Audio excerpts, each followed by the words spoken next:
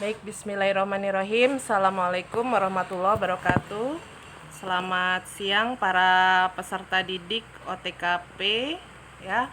Pada hari ini, hari Senin 31 Agustus 2020, kita akan mempelajari materi mengenai etika bertelepon sesuai dengan SOP. Nah, sebelum kita lakukan pembelajaran jarak jauh, terlebih dahulu kalian sudah mengisi link kehadiran yang sudah dipersiapkan ya melalui Google Classroom. Nah, adapun kriteria unjuk kerja yang akan kita pelajari pada pertemuan kali ini adalah kalian diharapkan dapat menerima etika bertelepon sesuai dengan SOP. Elemen kompetensinya adalah melakukan panggilan telepon berdasarkan unit kompetensi yang ada di Standar Kompetensi Kerja Nasional Indonesia, melakukan komunikasi melalui telepon. Pastikan ketika Anda belajar ya konsep K3-nya jangan sampai terlewatkan ya. Periksa keamanan, keselamatan pada saat pembelajaran berlangsung. Kemudian pada saat belajar juga jangan tidur, jangan rebahan, dan jangan lupa karena ini era pandemi, protokol kesehatannya jangan sampai terabaikan. Pakai masker, kemudian mencuci tangan setelah selesai beraktivitas, dan juga jaga jarak seperti itu ya, atau social distancing. Nah, tujuan manfaatnya adalah bisa Anda lihat pada slide yang tertera di screen, yaitu Anda diharapkan dapat menerapkan etika bertelepon sesuai dengan SOP pada saat berkomunikasi melalui telepon. Nah, kita mulai masuk ke materi ya. Telepon. Apa sih telepon? Nah, dalam keseharian kita pasti berkomunikasi ya. Berkomunikasinya melalui media yang disebut dengan telepon. Telepon ini berasal dari asal katanya yaitu tele dan juga pon yang mempunyai makna yaitu jauh dan juga bunyi. Telepon itu adalah merupakan alat komunikasi yang digunakan ya untuk menyampaikan dan menerima informasi dengan cepat. Ya, karena menggunakan telepon ini berarti termasuk kategori komunikasi tidak langsung dikarenakan antara komunikator dan komunikan itu tidak bertatap muka, melainkan melalui sebuah media yang disebut dengan telepon. Ya, jenis ragam macam telepon itu juga ada banyak ya nak ya, seperti itu.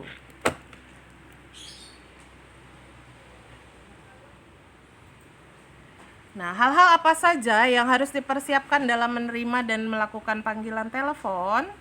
Nah, yang pertama adalah kalian persiapkan nih buku catatan atau kita siapkan blok note-nya. Fungsinya untuk apa sih? Fungsinya untuk mencatat ya konsep-konsep pembicaraan yang akan kita lakukan selama komunikasi melalui telepon tersebut berlangsung ya. Kemudian membuka pembicaraan, kemudian hubungkan sambungkan dengan penelpon yang dicari. Kemudian dalam hal ini kita juga harus menciptakan kesan yang baik, apalagi jika kita melakukan komunikasi melalui teleponnya itu bersifat resmi atau kedinasan.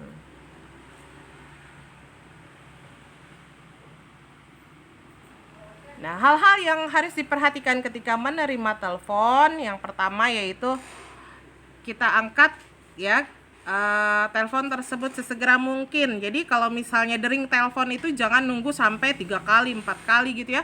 Ketika dering telepon itu berbunyi sekali, kita langsung angkat, langsung kita tangani ya. Bahkan secara SOP maksimum 3 kali dering itu harus sudah tertangani atau kita angkat.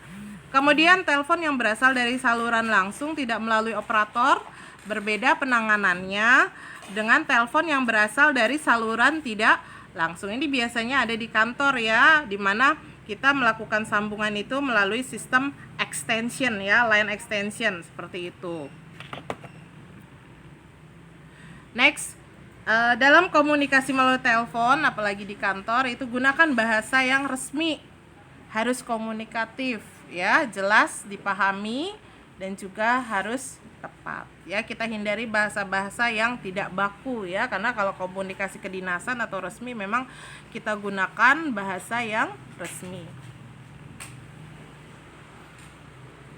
Nah, jika orang yang dikehendaki oleh si penelpon berada di tempat, secepatnya dihubungkan kepada orang yang dituju. Namun, bila orang yang ditelepon tersebut tidak berada di tempat, kita sebagai si penerima telepon ya dapat membantu dengan menanyakan maksud keperluannya apa, apakah ada pesan yang ingin disampaikan, seperti itu. Ya, jika telepon salah sambung juga kita harus tahu etikanya bagaimana cara penanganannya. Nah, jika penelpon akan menghubungi pimpinan, maka ada hal atau cara tertentu yang harus diperhatikan, yaitu kita tanyakan ya asal instansi atau kantornya, kemudian keperluannya bagaimana, dan kita segera mengkonfirmasikan atau memberitahukan hal tersebut kepada pimpinan kita. Nah, selain itu juga yang harus kita perhatikan adalah attitude kita pada saat menangani telepon ya, harus sopan ya, ramah ya, karena ini mencerminkan citra dari institusi perusahaan tempat kita bekerja. Nah, hal-hal khususnya, diantaranya di sini ketika menangani telepon kita menggunakan tangan kiri ya, dan tangan kanannya kita memegang alat tulis ya, seperti itu ya, dan juga kita lengkapi dengan LPT. Apa itu LPT? Lembar pesan telepon, atau dalam bahasa Inggris kita menyebutnya dengan telepon message slip ya. Gunanya untuk apa LPT? Gunanya untuk mencatat pesan-pesan yang disampaikan oleh pihak penelpon ya. Kemudian di awal itu kita sampaikan salam ya, selamat pagi, selamat siang, menyapa penelpon dengan sebutan ibu bapak ya, seperti itu ya. Oke, Ibu contohkan seperti ini ya. Selamat pagi PT Hadira Setiatama, ada yang bisa kami bantu dengan Farida di sini. Nah, ini adalah contoh ya, contoh ketika kita menerima panggilan telepon ya, seperti itu. Ya, sebutannya juga harus formal ya, ibu atau bapak ya, nggak boleh mbak, mas ya, seperti itu. Kemudian kita menyebutkan identitas diri ya, kemudian kita sebutkan pula identitas institusi atau kantor perusahaan tempat kita bekerja. Karena ini udah jelas ya, ini adalah komunikasi formal yang bersifat resmi atau kedinasan. Nah, mencatat hal-hal penting ya. Kemudian ini adab-adab lainnya atau etika-etika lainnya. Nah, ini Ibu berikan contoh block note ya. Kamu lihat nih di layar nih. Ini adalah contoh block note ya. Contohnya seperti ini. Penulisan block note. Nah, kemudian yang ini adalah penulisan LPT, lembar pesan telepon, yang judulnya ini hari tanggal, kemudian telepon tersebut ditujukan kepada siapa, jabatannya. Nah, ini kemudian waktu penelponnya, kemudian siapa orang yang menelpon tersebut, jabatannya apa, perusahaannya di mana.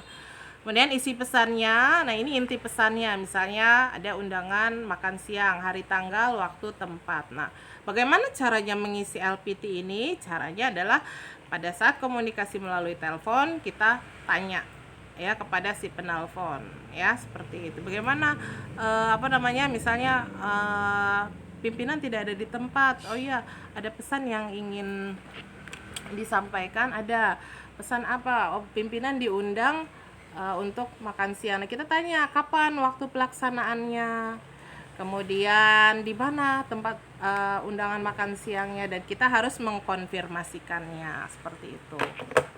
Oke, next.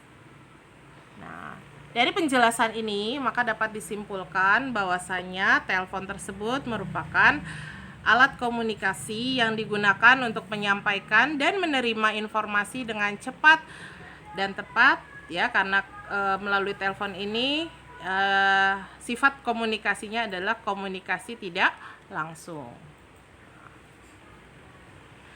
Nah, di akhir ada evaluasi pembelajaran. Nah, pertanyaannya adalah apa yang perlu dipersiapkan dalam melakukan panggilan dan menerima telepon? Kemudian apa perbedaan LPT dengan block note? Nah, ini kalian kerjakan ya di link Google Classroom yang sudah Ibu sediakan.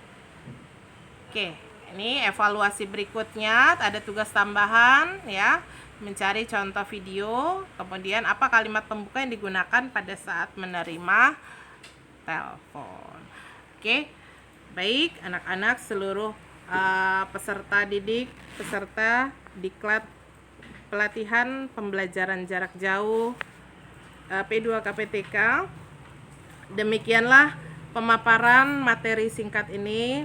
Semoga apa yang dipaparkan pada kesempatan kali ini walaupun singkat, kalian dapat menyerapnya dengan baik. Nah, apabila ada hal-hal yang ingin ditanyakan lebih lanjut dan ada hal-hal yang ingin dikomunikasikan lagi, silakan bisa melalui Google Classroom seperti itu. Baik, demikian Ibu akhiri. Assalamualaikum warahmatullahi wabarakatuh.